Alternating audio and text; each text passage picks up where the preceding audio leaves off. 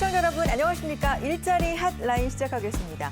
우리나라를 비롯해서 전 세계적으로 코로나19가 확산하면서 그 어느 때보다도 보건복지 분야에 대한 관심이 높아지고 있습니다. 자, 저희 일자리 핫라인 지난주부터죠. 한국보건복지인력개발원과 함께 보건복지 분야에 대해서 아주 깊이 있는 이야기들 나눠보고 있습니다. 오늘도 함께하겠습니다. 보건복지 분야 인재 양성의 허브 플랫폼 역할을 하는 곳이라고 할 수 있습니다. 한국보건복지인력개발원의 김진학 교수님, 김양준 교수님과 함께하겠습니다. 안녕하세요. 네, 안녕하세요. 네, 반갑습니다. 네, 시청자 여러분께 인사 먼저 부탁드리겠습니다. 네, 안녕하세요. 저는 한국보건복지인력개발원의 김진학 교수라고 하고요. 우리 원에는 5명의 보건 분야 교수가 있습니다. 그중에 한 사람입니다.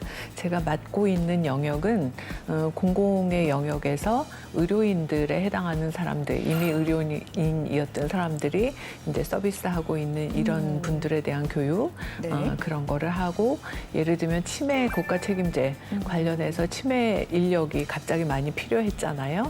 그래서 그런 분들을 양성하는 그런 일을 해왔고, 네. 또 제가 책임 교수로 있는 분야가 국제협력 분야입니다. 네. 그래서 국내에 국제협력에 참여하고 싶은 분들에 네. 대한 교육도 하지만 또 외국에서 우리나라에 대해서 배우고 싶어서 연수를 통해서 오시는 분들에 대한 교육도 하고 컨설팅도 때로는 하고 있습니다. 그러시군요. 네.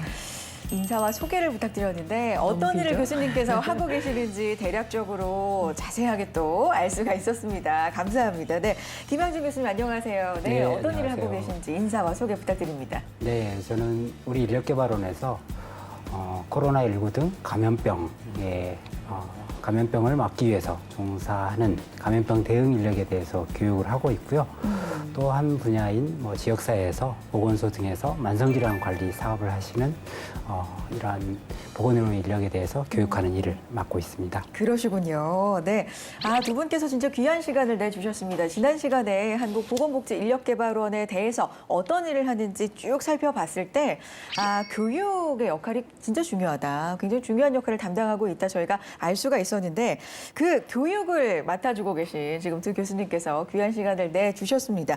자, 아무래도 코로나로 굉장히 많이 바쁜 시간을 보내셨을 것 같은데 어때요, 교수님? 네, 제가 맡은 분야가 코로나19의 감염병 대응 인력인데요. 네. 다른 어느 해보다 교육을 많이 했어야 됐었고, 네. 또 아무래도 현장에서 일을 하시는 분들이기 때문에 교육 일정이라든지 이런 것들도 변화가 많아서 다른 어느 해보다 굉장히 바쁘게 진행된 한 해였습니다. 네, 진짜 코로나19로 인해서 굉장히 자신의 분야에서 바쁘게 뛰어주신 분들이 많은데 여기 계신 두 교수님도 마찬가지입니다. 감사 인사드리면서 자, 저희가 한국보건복지인력개발원과 함께 지금 다양한 이야기를 나누고 있는데 오늘은 또 어떤 이야기를 해주실 건지 궁금해집니다.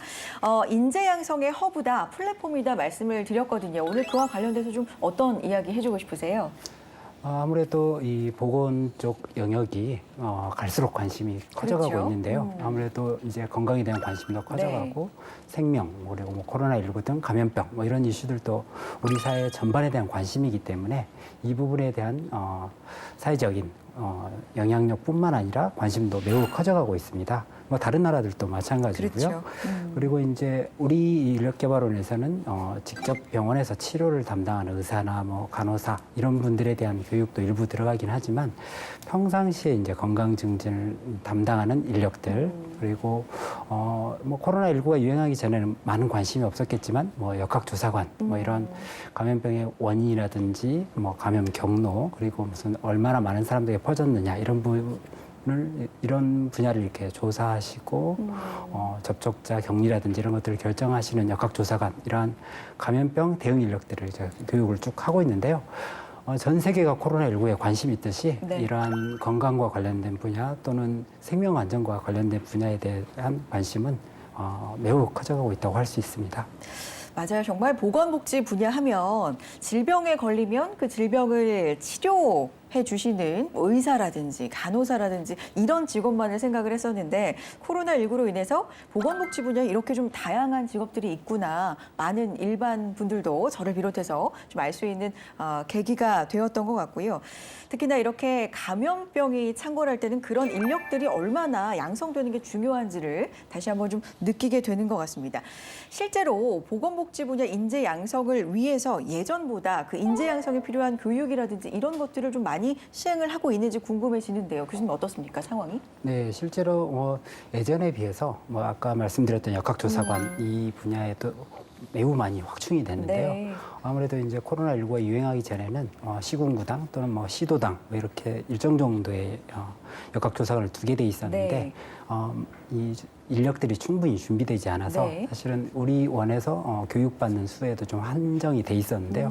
코로나19가 진행되다 보니까 역학조사관들이 시도 및 시군구 등에서 충분히 좀 확보가 되고 급하게 좀 확보가 되다 보니까 아무래도 교육시킬 일들이 굉장히 많아졌고요. 또 민간에서 각 병원에서 또 감염 관리를 하시는 인력들도 굉장히 많이 필요합니다. 그래서 이분들에 대한 교육들도 많이 진행됐고요. 그리고 이제 코로나19 하면 다 생각나시겠지만 검사받는 장면들 생각나시잖아요. 그렇죠. 그때 이 검사를 하시기 위한 인력들도 역시 교육을 많이들 진행을 했었습니다. 맞아요. 진짜 코로나19 하면은 떠오르는 몇 가지 상징적인 장면들이 있는데 그 장면들 속에서 이 보건복지 분야 우리가 좀 몰랐던 그런 직업군들이 또 있는 게 아닌가라는 생각을 하게 되고요. 실제로 현장에서 우리 교수님께서는 어떻게 느끼시는지 코로나19로 인해서 실제로 이런 인재 양성을 위한 교육이 좀 많아진 것 같다. 네. 이렇게 느끼세요? 많아져야 했고, 그렇죠. 네. 그런데 어려움은 학생을 만나서 공부를 할 수가 있는 상황이 아니잖아요. 그런데다 우리가 가르쳐야 되는 학생들은 또 무슨 일이 있으면 바로 그 자리에서 대민 서비스를 해야 되는 그렇죠. 그런 인력이라서 그래서 저 같은 경우에도 올해 그 거의 비대면으로 갑자기 교육을 바꿔야 했고 네. 그래도 우리 인력개발원이 그런 거를 잘 할 수 있도록 많은 지원을 하고 그 필요를 잘 느끼는 곳이어서 그런 대처를 해서 비대면 형식의 교육이라든지 여러 다양한 형태로 하려고 노력은 많이 했던 것 같습니다. 아니 진짜 와닿네요. 진짜 교육을 받으시는 그분들이야말로 교육을 받다가도 네. 실제로 현장에서 무슨 일이 생기면 바로바로 투입이 돼야 하는 분들이기 때문에 네. 또 그분들을 교육시키는 교수님도 그런 애로사항이 그렇군요. 그래서 대면 교육도 많이 비대면 교육도 많이 지금 진행을 하고 계시고요. 자, 그렇다면 한국보건복지인력개발원에서 운영하고 있는 인재 양성 사업들은 어떤 것들이 있는지 지금부터 들어보도록 하겠습니다. 인재 양성이 거의 핵심 사업이라고 할 수 있는데 어떤 것들이 있을까요, 교수님? 네, 말씀하신 대로 네. 이제 보건의료 분야에 종사하시는 인력에 대한 교육이 핵심인데요. 그렇죠.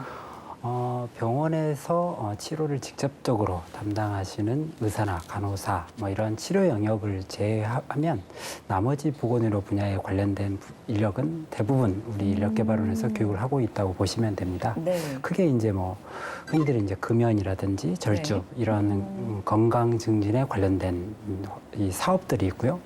대부분 이제 보건소에서 진행이 되는 사업들이 있고요. 그리고 이제 방문가로다든지 이런 지역사회 돌봄이 필요한 그러한 영역들에 대한 영역에서 종사하시는 인력들이 또 있고요. 그리고 다른 나라 아까 김진학 교수님께서 얘기하셨지만 다른 나라 의료 인력과의 교류라든지 그리고 제가 담당하고 있는 감염병 등 질병 관리 분야가 또 있고요. 보건 산업적으로 제약이라든지 의료기기 그리고 해외 진출 등 이런 분야들이 우리가 맡고 있는 교육 분야입니다. 네. 잘 아시겠지만 담배와 술 같은 거는 건강을 위해서는 피해야 될 그렇죠. 것들이고요. 네. 보건소에서 담당 교육들을 하고 있는데 이 인력들을 우리가 교육을 하고 있고요. 지역 주민들과 또 함께 할 수 있는 건강 증진 활동들, 운동이라든지 식습관 개선 이런 분야도 맡아서 진행을 하고 있습니다. 그리고 이동하기가 힘들거나 또는 지역사회 자체에서 돌봄 서비스를 받아야 되는 이러한 분야들도 있는데요. 그 부분에 대한 교육도 담당을 하고 있고요. 이러한 곳은 사실은 대학이라든지 의과대학이라든지 간호대학 여러 곳에서 면허증을 내주는 네네. 그런 교육을 받기도 하지만 실제 이제 지역사회에서 이러한 서비스를 전달하기 위해서는 이 분야에 별도의 전문적인 지식들이 있어야 되므로 이 부분에 대한 교육을 진행하고 있다고 보시면 됩니다. 보건생명 인재 양성에 대해서는 이제 김진학 교수님께서 설명을 해주시면 좋을 것 같은데 어떻습니까? 네, 보건 생명 분야 네. 하면은 아까 제가 말씀드렸다시피 워낙 많은 분야를 아울러서 이제 교육이 들어가야 되는 부분이 있고 또 우리나라가 치매 국가 책임제를 실행하겠다고 제 생각에는요 전 세계에서 치매 환자 중에 그 말을 들었을 때는 네. 한국에 가면 되지 않을까 이 생각이 들었을 것 같았어요. 근데 그게 실제로 치매 분야에서 일하는 공공요원들은 힘들게 하는 일이 되기도 합니다. 그러니까 치매 안심센터 문을 열고 들어오면서 나라가 책임져 준다고 했으니까 니네가 다 책임져 이렇게 말하는 분이 없지 않거든요. 있어요. 실제로. 예, 그럴 것 실제로. 같아요. 그런데 그런 게 없었던 일을 만든다는 거는 그 일을 할 만큼의 역량이 있는 사람들이 빠른 시간 안에 준비돼서 그런 일을 하게 되는 거잖아요. 그리고 교수님도 공부 오래 하셨지만 보건 분야의 사람들은 사실은 공부를 좀 더 오래 해서 저는 선생이라 그런지 가르치는 일은 시간과 뭔가 오랫동안 투자하는 것이 있어야 네. 생기는 역량들이 있어서 그래서 그런 면들을 생각하면 어떤 일을 실행하기 위한 인력을 만들어낸다는 게 쉽지는 않은 네. 일인데 그래서 굉장히 커다란 플랜이 있어야 하고 많은 투입이 있고 노력을 들여야 그게 되는 면은 있습니다. 그래서 그런 일들을 치매 사업을 대표적으로 들 수 있을 것 같고 또 2025년부터 본격적으로 우리가 실행하려고 하는 지역사회 그 통합돌봄 네. 서비스 이런 거를 생각하면 많은 인력들이 지금도 배양이 되어야 하고 되고 있고 이렇게 생각하시면 될 것 같습니다. 앞서서 교수님께서 그런 말씀 해주셨거든요. 우리나라의 보건산업 쪽을 네. 이제 다른 나라에서도 배우고 싶어한다. 그런 네. 말씀 해주셨는데 실제로 어떤 상황인지 좀 알려주세요. 네, 산업적인 측면에서는 그러니까 제가 중동에 갔을 때도 네. 거기에 지금 이미 그 왕립병원이 있잖아요. 네. 그 아랍 연방에는 아직 왕립 이런 나라들이 있으니까 근데 왕립병원을 만들고 근데 한국처럼 좋은 메디컬 서비스가 이루어지지 않으니까 오히려 우리나라 인력이 여기 와서 좀 비자도 우리 마구 줄 테니까 네. 또 꼭 그 나라의 의사 면허, 간호사 면허가 아니어도 좀 와서 병원을 해주고 거기서 서비스하면서 그 차후 뒷세대의 인력들을 좀 양성도 해달라. 이래서 진출해 있는 그런 경우, 중동에 진출해 있는 경우도 있고요. 이제 제가 졸업한 학교의 병원에도 가보면 그 시스템이 따로 되어 있어서 엘리베이터도 따로 있다고는 하는데 그런 커다란 병실에 주로 입원하는 경우가 그렇게 그런 지역에서 오신 분들이 많더라고요. 그래서 한국에 가서 물론 K-팝 이거의 영향이기도 네네. 한류의 영향이기도 합니다. 너무 한국 배우들이 예쁘고 그다음에 가수들이 예쁘고 이랬겠죠. 근데 그것만이 아니라 뭐 성형이나 미용만이 아니라 실제로 다른 것들도 보니까 또 오바마 정부에서도 한국의 의료보험 제도 되게 부러워했고 네. 미국은 여태까지도 제대로 다 이루고 있지 못하기 때문에 네. 그래서 그런 것들이 그래도 한국이 K-메디칼 뭐 인정받을 수 있는 부분이라고 생각할 수 있을 것 같습니다. 네. 우수한 시스템도 시스템이지만 진짜 우수한 인재들이 있기 때문에 가능한 일이 아닌가라는 생각이 들고요. 앞으로도 안전한 사회, 건강한 사회를 만드는데 좀 도움이 되셨으면 도와주셨으면 하는 바람을 갖게 됩니다. 자, 저희 일자리 한나인 한국보건복지인력개발원과 함께하고 있습니다. 이번에는 코로나 위기 속 적극적인 일자리 지원 정책을 통해서 구직자들 보듬기에 나선 지자체의 소식 전해드리려고 합니다. 바로 울산 남구의 돋보이는 일자리 정책인데요. 일자리 환경 구축, 채용 기업체 발굴 병행 청년 카페는 개소 첫 해 191명의 취업 성과를 보였고요. 만 50세에서 69세 은퇴자 경력형 일자리 창출, 공공 일자리 박람회를 열어 142개 분야 고용에도 나섰습니다. 무엇보다 구직자들에게 반가웠던 프로그램은 바로 계층 역량별 맞춤 교육인 취업 레벨업 프로그램이었는데요. 이를 통해서 구직자의 취업 역량을 높이는 데 힘을 쏟았다고 합니다. 울산 남구의 취업 레벨업 프로그램은 채용 동향 탐색, 자기소개서 작성, 성격 유형 검사 등으로 구성된 취업 아카데미를 비롯해 개인별 역량 분석과 맞춤형 취업 설계를 위한 걸림돌, 디딤돌 데이, 경력 단절 여성과 중장년, 퇴직자 직업 훈련, 교육 수료자 취업 동아리 운영, 컨설팅 지원 등으로 운영이 되었는데요. 이런 노력은 코로나19 위기 속에서도 1,264명이 취업하는 성과로 이어졌다고 합니다. 와, 정말 대단한데요. 특히 대기업 37명, 공기업 81명 등 총 191명의 취업 성공을 이끈 이 청년 일자리 카페는 개소 첫 해부터 큰 성과를 냈고 맞춤형 창업 교육으로 13개 기업이 창업에 성공했는데요. 자, 2021년 내년에도 이 취업 레벨업 프로그램과 다른 취업 지원 과정들이 이어지니까요. 울산에 계신 구직자 여러분들이라면 울산 남구 지자체의 취업 프로그램 적극 활용해 보시기 바랍니다. 여러분의 성공 취업을 응원하는 일자리 핫라인의 정보였습니다. 네, 여러분은 지금 일자리 핫라인과 함께 하고 계십니다. 자, 교수님, 앞서서 코로나19 사태로 인해 사실 가장 유명해진, 안 유명해졌어도 좋을 것 같은데 라는 생각도 사실 들긴 해요. 좀 좋지 않은 사태로 인해서 유명해진 거기 때문에 어쨌든 역학조사관이라는 직업이 상당히 많이 알려졌습니다. 그래서 관심을 가지시는 분들도 많을 것 같은데 어떤 과정으로 이 직업을 갖게 되는 건지 뭐 대략적인 설명 부탁드릴게요. 네, 역학조사관 하면 먼저 역학하면 사실은 많은 사람들이 무슨 쥐역이라든지 그렇죠. 무슨 장명소라든지 뭐 철학이라든지 뭐 이런 거를 떠올리시는데요. 그러한 역학도 있긴 하지만 여기에서 다루는 역학은 이제 질병의 원인을 밝히는 학문이라고 할 수 있고요. 네. 지금 이제 역학조사관은 주로 감염병의 원인을 밝히는 일들을 하고 있습니다. 네. 감염병이 어떻게 생겨났고 어떻게 퍼지고 그리고 누가 더 불리한지, 누가 더 잘 걸리고 누가 더 사망 가능성이 높거나 합병증에 더 많이 걸리는지 이런 것들을 조사하는 직업군이라고 할 수 있는데요. 네. 지금 말씀을 제가 드려도 상당히 어려운 일들이지 않습니까? 그렇죠. 그래서 기본적으로 의사라든지 간호사 그리고 이런 보건의료에 대한 전문적인 면허를 가진 경우가 많고요. 또 이제 흔히 요즘 이제 텔레비전 뉴스 등에서 보면 뭐 치명률이 어떻다, 그렇죠. 무슨 뭐 감염률이 어떻다, 무슨 재생산 지수가 어떻다, 뭐 이런 얘기들이 뭐 자주 나오는데요. 그러다 보니까 이 통계학적으로 이러한 감염의 위험성, 정도 이런 것들을 계산해내고 이를 통해서 예측을 해내고 얼마나 퍼질지 그리고 어떤 집단을 집중적으로 좀 보호해야 이 감염병이 멀리 퍼지지 않는 것인지 뭐 이런 거에 대해서 전문적인 지식을 가진 사람들을 대상으로 교육을 시키기 때문에 이런 부분에 대한 준비를 해야지만 사실 역학조사관이 될 수 있습니다. 그렇군요. 이렇게 좀 다양한 분야의 지식이 필요하고요. 이런 준비가 필요하군요. 알겠습니다.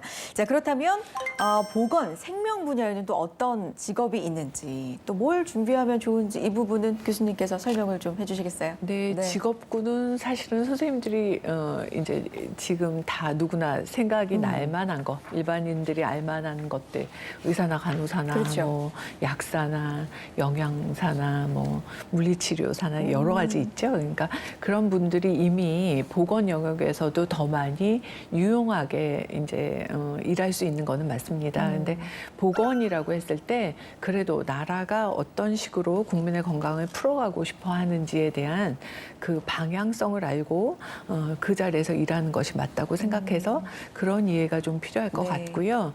그러다 보니까 사실은 행정이나 또 그 보건 전체 시스템이 돌아가기 위해서 그 지원이 돼야 되는 그런 다른 기타 분야도 좀 들어가 있다고 생각하시면 될 것 같아요. 네. 그래서 보건소에는 누구나 보건인이 일할 것 같다라고 생각하시는데 물론 그 안에서 일하니까 보건인이기는 하겠지만 보건을 전공하지 않았던 사람들도 할 수는 있죠.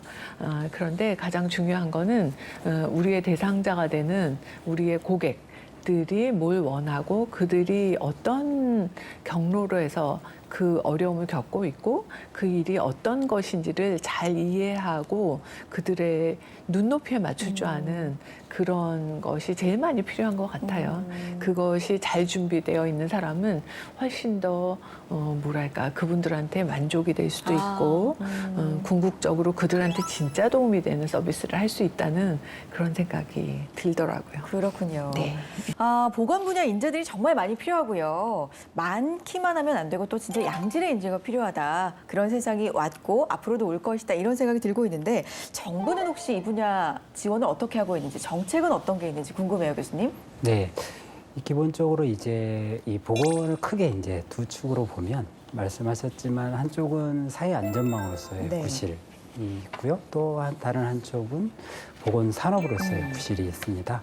사회 안전망으로서의 구실은 코로나 19처럼 감염병 이런 것들을 예방하고 하는 것들이 대표적이라고 할 수 있고요. 또 다른 거로는 병원비가 없어서 혹시 병원을 못 가는 문제를 막기 위한 건강보험 정책 이런 것들이 있고요. 또 이런 제도들은 다들 정부가 엄청난 돈을 들여서 사실은 정책과 또는 법률과 예산을 통해서 네. 지원하고 있는 현장이라고 할 수 있고요. 네. 보건산업 분야도 너무나도 떠오르는 차세대 산업이기 때문에 무슨 과학기술부를 비롯해서 무슨 산업부 이런 여러 부처에서 많은 이 연구 개발 자금이라든지 그리고 이러한 상품들이 널리 해외로 나갈 수 있도록 많은 예산 등을 지원하고 있고 관련된 법들도 이번에 국회에서도 여러 가지 법들이 통과된 가운데 이러한 산업을 지원하기 위한 내용들도 많이들 포함되어 있습니다. 그렇군요. 국가적으로는 그런 지원들, 정책들이 있고요. 교수님께는 아무래도 이 질문을 좀 드리면서 서서히 마무리를 해봐야 될 것 같은데, 아까 국가 침해, 그렇죠? 책임제에 대해서 좀 의미 있는 말씀을 해주셨는데 그 과정에서 좀 보람도 많이 느끼실 것 같은데 어떤 부분이 있을까요? 그 치매 안심센터의 요원들을 5천 명이 넘는 사람을 연내로 뽑아서 배치하겠다고 했었어요. 근데 그 인력은 아직 뽑히지도 않은 인력일 때 네. 우리 원에서는 무슨 준비를 했냐면 네. 그런 안심센터를 이끌어갈 리더를 만들어야 되겠다라는 오. 생각을 했고요. 네. 그 리더는 그러니까 오랜 시간 품이 많이 드는 교육이어야 될 것 같았고 그래서 최소한 간호사도 120시간, 사회복지사 1급도 160시간의 이론을 이수하고 실습을 320시간 이런 아주 방대한 커리큘럼을 짜게 됐었어요. 그러셨군요. 전문가들 같이 협력해서 그리고 나서 그들을 2018년에 정말 토요일 날 하루에 10시간씩 교육을 시켰던 네. 그런 일이 있고요. 근데 그분들이 너무너무 하드하게 정말 쉬지 못해서 병들도 나면서 공부를 했는데 그분들이 지금 치매 돌봄 네. 영역에서 정말 좋은 리더의 역할을 해주고 계세요. 그야말로 활약을. 네. 그러면서 그들이 현장에 대한 치매 환자를 잘 몰라서 너무 네. 문제가 많이 된다고 해서 저랑 같이 작년에는 동영상을 치매 환자 역할극을 해서 만든 영상을 만들었고요. 그거를 이제 올해 거의 치매 그 사이버 교육으로 만들어냈기 때문에 아마 그걸 보시면 치매에 대해서 좀 더 이해하는 데 도움이 될 것 같아서 그런 일련의 과정이 되게 보람도 있었고 그런 과정을 저희 원이 했다는 거 자랑하고 싶어요. 보람과 또 자랑스러움을 네. 동시에 느끼셨습니다. 알겠습니다. 자, 마지막으로 방송 보시면서 보건복지 분야 관심을 갖게 된 분들, 인재분들도 있으실 것 같습니다. 조언이나 응원 말씀 간단하게 한 말씀씩 듣고 싶어요. 교수님. 네. 사람들의 이제 가장 근본적인 소망이 건강하고 그럼요. 오래 사는 건데요.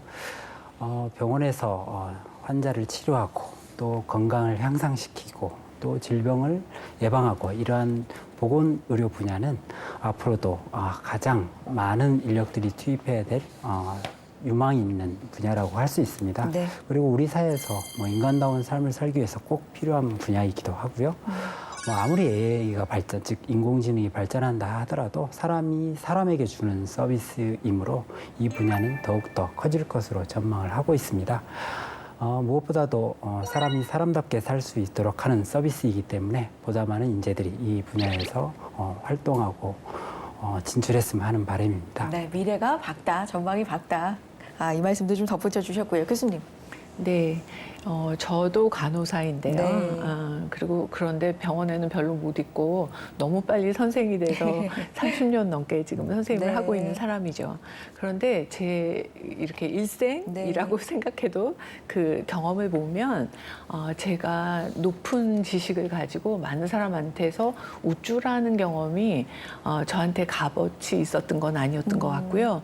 오히려 정말 못 먹어서 설사를 하고도 옆에 보호자 일보다는 누워 있고 이래서 거의 다 죽어가는 환자를 눈으로 대화하면서 막 확인하고 또 그런 분들 냄새가 나던 환자를 입을 깨끗하게 닦아주고 이랬을 때 느끼는 보람이 집에 갈 때는 정말 내가 오늘 네. 나이팅게일 비슷하지 않을까 이런 생각이 들었던 게 네. 사실입니다. 요즘 젊은이들이 저희 아이를 봐도 더러운 것, 험한 것 물론 좋지 않죠. 근데 치매 노인을 보면 그런 치매 노인도 내가 그분이 더럽고 미워 보이는 게 내 탓이라고 생각하고 그분을 예쁘게 만들 수 있는 사람이 있다면 그건 진짜 능력이 네. 있는 거 아닌가요?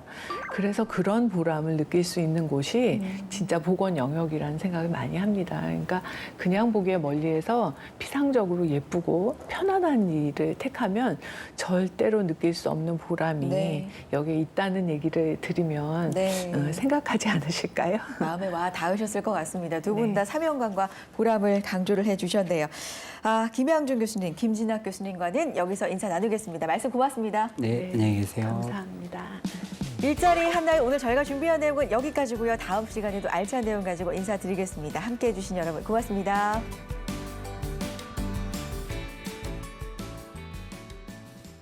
오늘은 제대로 취업 교육받고 성공 취업을 원하고 계신 분들께 알짜 정보를 알려드릴게요.